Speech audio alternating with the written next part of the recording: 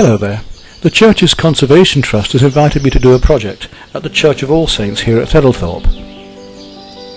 I've decided to open this to between 12 and 15 students, and although I think it would possibly be best in watercolour using a limited palette, this time I'm going to be using soft pastels. My intention is to start at 10 o'clock in the morning and finish at 4 in the afternoon, and we shall do a study inside the church and a demonstration in the morning, and I shall work outside, depending on the weather of course, in the afternoon. The workshop is on the 2nd of June, so we've got plenty of nice wildlife and flowers about and birdsong. This delightful, peaceful and spiritual church is set between Louth and the North Sea, in fact just north of Mablethorpe. The church is known locally as the Cathedral of the Marsh because of its ornate features. There are two parish churches in Theddlethorpe, All Saints and St Helens. For centuries they functioned separately, but nowadays form a single parish. The settlement of Theddlethorpe is mentioned in the Domesday Book as Theddlethorpe. No church is mentioned in the brief entry, but the manors were held by individuals of great importance. These were Earl Hugh of Leicester, one of William the Conqueror's most trusted advisors and allies, Alfred of Lincoln and Count Alan. Close to the church is archaeological evidence of a moated site, which was probably the original Norman manor house. The earliest parts of the church date from the 12th century, but it was almost certainly rebuilt between 1380 and 1400. Repairs and restorations were also carried out in the 19th and 20th centuries. The parapets of the aisle, tower and clerestory are all battlemented and topped with floriated pinnacles. Theddlethorpe All Saints was vested with the church's Conservation Trust after it was declared redundant in 1973.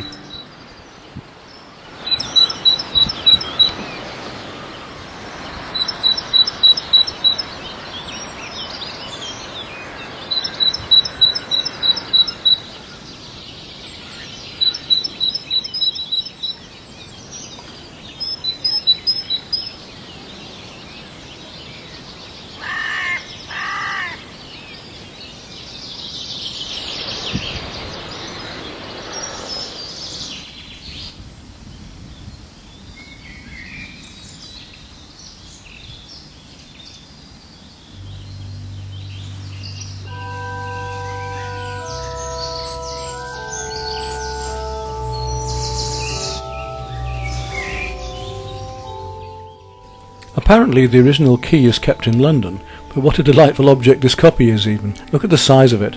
The church's Conservation Trust is the national charity protecting historic churches at risk. They've saved over 340 beautiful buildings, which attract more than 1 million visitors a year. With their help, and with our help, and with our support, and the public support, they are kept open and in use, living once again at the heart of their communities. Let's take a look at 10 points of interest within the church. The upper half of the south doorway is framed by an ogee arch. The ogee design originated in the Middle East and was popularised in Europe during the later Middle Ages. The 15th century octagonal font is decorated with fine tracery and grotesque faces. Carved on lead originally and taken from the roof, this elaborate piece of graffiti depicts two ships and dates to the 18th century. The magnificent 15th century carved oak rood screen is one of the finest in the country, dating from about 1535. The Parklow screens are early examples of the use of Renaissance decorative forms. In the chapel on the north side of the aisle there is a small door, which originally led to the rood loft. The priest would have preached from this point during the Middle Ages. The two busts represent the Honourable Charles Bertie, who died in 1727, and his first wife Mary. On the south wall of the chancel is a triple sedilia, the reserved seating for the priests. The individual seats are punctuated with Norman capitals, some of the oldest masonry in the church. The matrix of the medieval reredos is visible in the south aisle. It is decorated with quatrefoil shapes and tracery. An impressive 15th century tombstone is set with the brass of Robert Hayton Esquire. Intriguingly, it depicts armour that was almost obsolete when he died in 1424. Carved in the shape of a tree stump, the gravestone commemorates the death of Rebecca French. It was created by Robert Wallace, the renowned Louth woodcarver.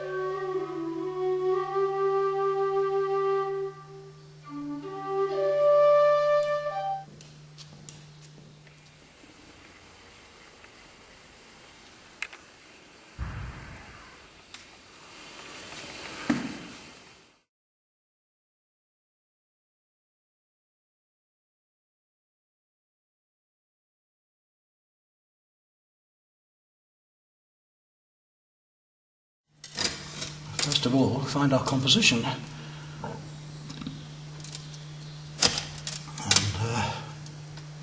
I think I've got that now. So I can mark it out with a little bit of charcoal, first of all. Let's have a look. To do a demonstration piece on this.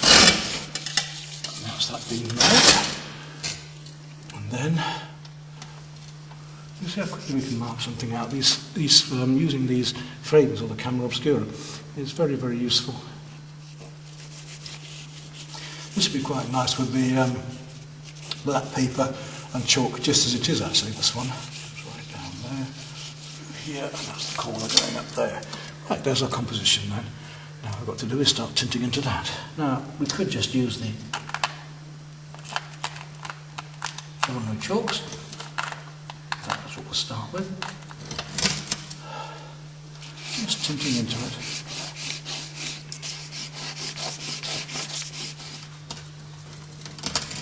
And these are my slightly harder pastels actually I'm using at the moment.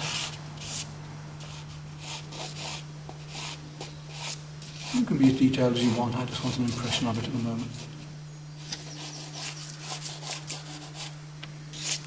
I really do want that much lighter back there. I'll take a bit of cream, add that in here, soft pastel. Those are the white chalk. It goes a lot further this way, here for pastel. Putting it on white chalk, you can use very, very little pastel indeed, in fact.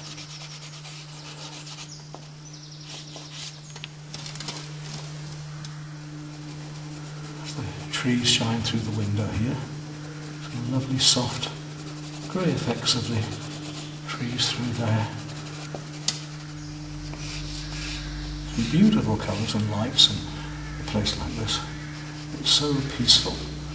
I'm doing this before the students turn up just to get a basic demo going, show them what can be done. Cool greys. That's a warmer grey. Cooler grey, there's a bluer grey here.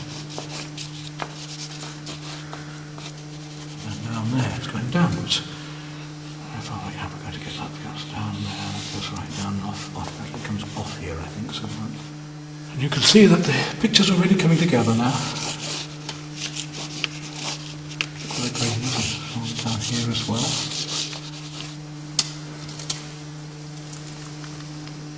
Then we look at the cool darks. We've got to play these warms against cools. We may have made that archway a little bit high actually. Let's come down a bit with that in a moment. And you see that things can suddenly quite quickly come into form. And so suddenly we're actually well on the way into it, aren't we? We don't need to do an awful lot more, I don't think. If all I'm really after is the basic effects of it.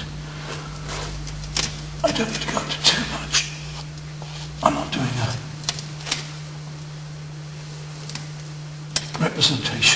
purely representational copy, photographic copy, that's the point. And there we are, I think, just to demonstrate to them a way of doing this. With the white chalk ground. You can see how we tint into it. It's rather effective, isn't it?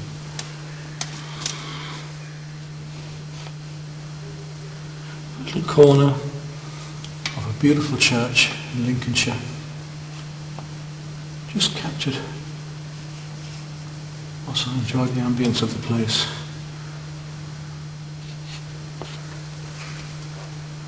And there we go.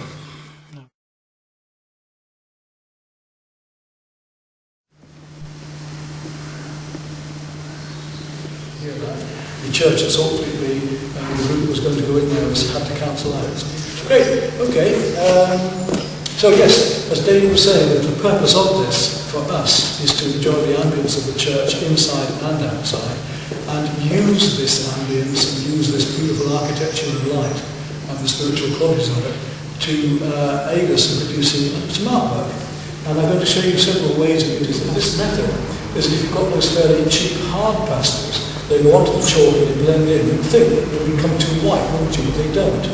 So I've coated this, and I'll show you that in white chalk, rubbed it right in several times, and and then tint it into the top with the other pastel and the paper. And we've had this thing about white and black before. You know, what is white? White is going to reflect any colour around it. So there's never going to be pure white in a painting, because there's always going to be some reflected light from the yellow light or the pink light or the blue light. And black is very much the same. Black is going to be reflecting a colour. So us impressionists, that is I, and Monet and the rest of them, not that I put myself on this level, but we wouldn't use pure black. We'd be mixing black by using deep Prussian blue and browns and so on, and making our darks by using deep blues and browns. Or I can use the pastel more gently to get a grey like that. And of course, equally, so I can use it more gently there, equally I can make a grey by the charcoal and the chalk together. So I can make a soft grey that way as well. So already, just using tone, we've got two ways of using the black paper showing through, or the chalk and charcoal mixed together. I've done that with this slightly in that I then put on white chalk all over the black paper and rubbed it in to give myself a ground, as much as that look, really get it in, don't leave any texture of the paper showing. Then I can put my colour onto that, which is what I've done with that one that I showed you just now. You're being given, free of charge today, a little box of pastels like this. You can take this home with you. So you've got those for as a freebie today, but we can tint with those. So, for instance, I could tint into this in exactly the same way, just putting them over lightly sideways, or blending all the same way. Or I can actually work into this more heavily and blend and then work up the colours. Now, pastels work by being little particles of colour. They're pigment, almost pure pigment. And that pigment reflects the light. And you'll notice when I do that, it kills it, it deadens it.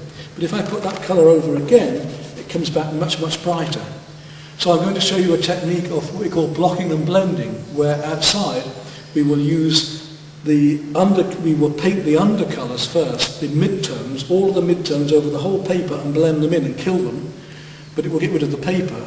And then I'll work the fresh colours over the top. We don't touch those again, because that's nice and bright.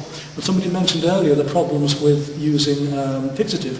I'd hardly ever use fixative because it will deaden everything. It cuts it right down. It takes away that crystal, the crystal we use in Ingres paper, this stuff, which is a lovely paper.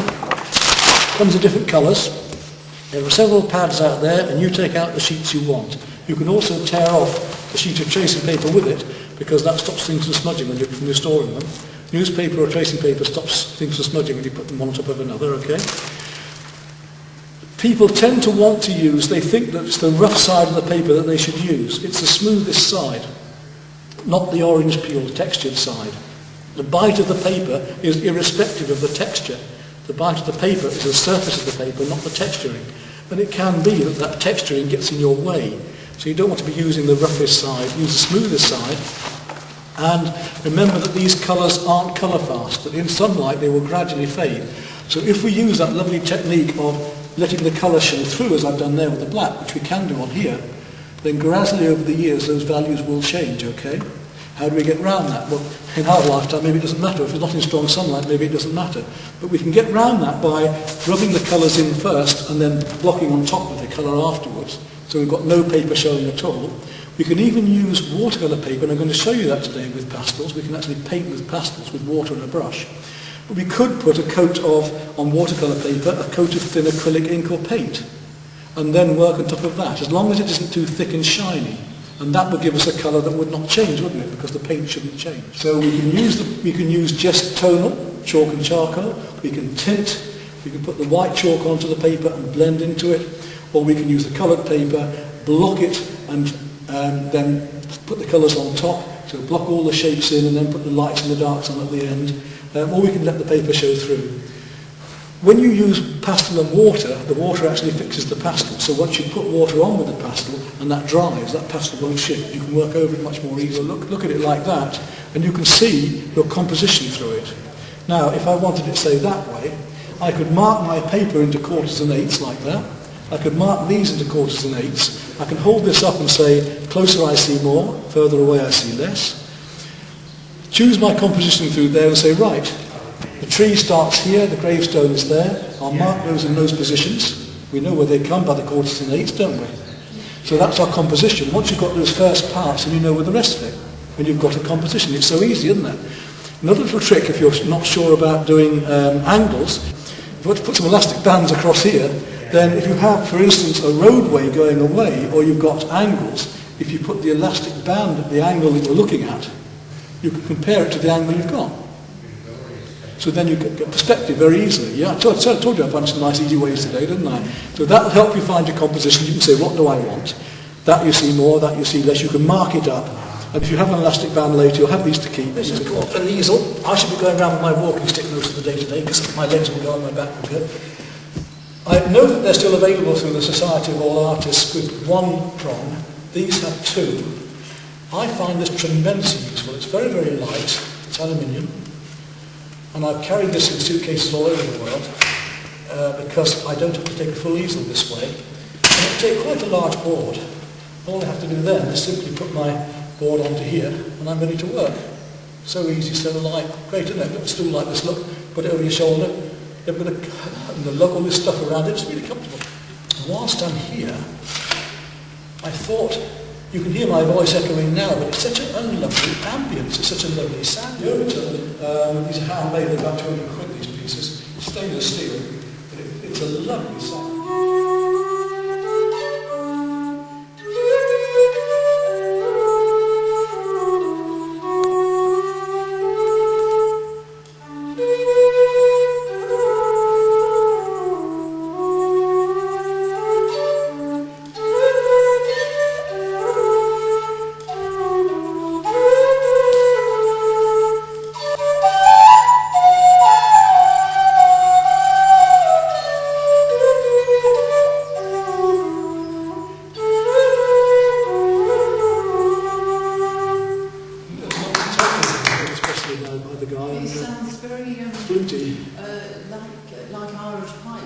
Well, it is an Irish instrument, yeah. Oh, it is Irish. Yeah, it is just a large tin whistle, really. If it went well,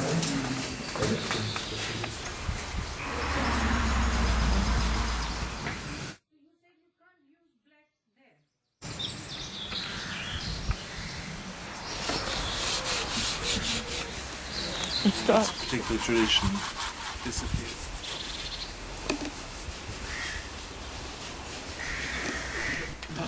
See, the beauty of pastel is, unlike watercolour, you can put light over dark. With watercolour, you're stuck with only putting dark over light, aren't you? So I can work in all these backgrounds very, very quickly, just to give myself a quick effect. So I'm going to do that straight away. That's right, and we can blend and mix those on the paper. So straight away, in with some water, and just use it like paint, look. You wouldn't think you could do it with... It's going to look a right mess at first. I've done whole gardenscapes like this. But people have gone past. And, Is that with any pastel? any soft pastel. The softer and better they are, because the softer the pastel, usually the more expensive they are, then the better this works. The cheaper they are, usually the harder they are, so it doesn't work quite as well. Now into that, I can start to work immediately to mix. Start getting my various effects of, you see? And it's just like painting with your fingers, like kiddies painting, you're painting with your fingers, aren't you? And you can get in there, look now, and I can get these special effects. I can move it around just like oil paint. As it's drying, I can get all these effects of grasses. Now it's going to be about 2 or 3 tones darker than the actual thing will finish at the moment. So it will dry a lot lighter than this. See how rapid, I've got to, as an impressionist, I've got to be able to capture the moment. I've got to be able to do this very, very quickly and capture the light of the moment. I have to be able to do a 20-30 oil in about 2.5 to 3 hours. So as it dries out now, I'm going to get cleaner, purer colours onto the surface. One of my maxims for this sort of work is, if you start loose, you can finish tight. If you start tight, you're stuck from the beginning. So I can gradually tighten up more and more and more with this. But I think you can see, it's good fun, isn't it? You know, it's so loose and alive. And we can mix those colours actually together. I'm not going to stop at that because I want to go straight on to it.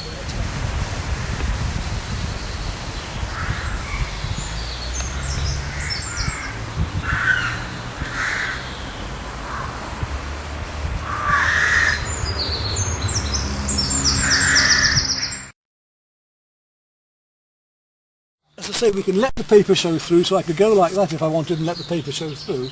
What I actually want to do is block and blend, so I'm going to just quickly, doesn't matter what colour I use really, I'm going to quickly work up my composition. In this case I'm not going to use the card that we've got. I use my fingers like this and just do that. It's much easier.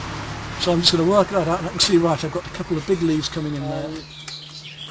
I'm going to use a fairly cool light blue at first, blocking all the way across like this, look. Right the way through, round. Don't worry about the trees because they're going in on top. Cover that paper again, comes right down to, let's see, just about there, yeah.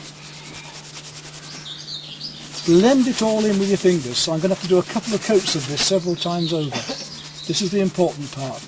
Now there are various different types of paper you can work with. There are even special glass papers you can do pastel with, but they really do eat the pastel. See how dead that becomes when I rub it. So my next coats want to be pure. And as I do my next coats, I shall also be mixing the colours together here and there to get the softness. I've got a nice blue sky coming up there, so have a little bit of that higher up, coming in through here. Just blending it in softly there. Bit of blue sky going on over here, I'll put them across there as well. So first coat's blended, and then gradually we only put pure colour on. And it's an effective light, isn't it, that I'm doing at the moment. Just indicating them. You can be as detailed as you want. If you want to start putting in very fine lines for the cement work and the brickwork, you can do that, block work. And you can cut in whenever you want. So I've got this light colour here. Now if I want those turrets showing, all I've got to do is come and cut into that. So as loose as you like to start with, and then gradually tighten up. Now let's go back to our greens and the trees back here. You can start just using the edge of the pastel, twisting it and flicking it like that, just to find those textures going on behind. Move it across a bit. Now Constable, if you look at Constable's paintings, you'll find that, say for instance the hay wain, the trees that existed then still exist often now, and you'll find that he's actually moved those trees 30 foot, 30 yards in cases, to one side. He's the boss, he's God. Nobody's going to know by 1 foot or the other whether I've got that tree not quite in the right place or not. What matters is whether it works here. We're actually warm as against your cools. Now, at this stage, having done the blocking and blending, I can start to work more details in. I've got my basic tones, I've got my basic colours. Now it's rough against smooth, light against dark, warm against cool. So I need to look now, back here, look for the colours. It's not just black and white, there's lots of colour going on out there. Now, it's always cooler in the background than you think. These greens might look the same at first glance, and certainly on the photograph they would. But you make sure that you do warmer colours in the foreground and cooler in the background. The only exception to that in landscape is a sunset or sunrise, when you have cool in the foreground and warm in the back. These little dots and dashes. If you want a very strong bit of light colour, then you've got to push quite hard with the pastel. So you've got to push quite hard with these pastels to get those lighter tones. Right, like I said, I'm not going to do too much. Those bits of cards look through, that's yours to keep. Little box of pastels, that's yours to keep. You've got the black paper, the white chalk, the charcoal, the coloured pastels, and then the big ones if you want to use these unisons as well. Any questions before we get going then? Do you want me to show you anything else? Is that enough to just get your appetite? You want to go now, don't you want to go? Right, let's enjoy then until...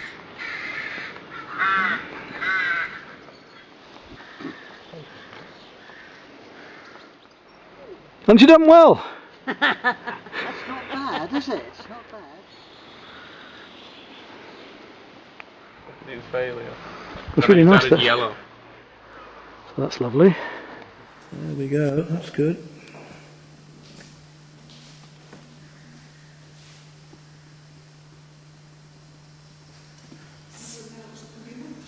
And did you all enjoy it? Yeah. Good day, so hopefully you'll be there at the watercolour next time, yeah? I think you've done really well. I mean, look at the beautiful stuff we've got there.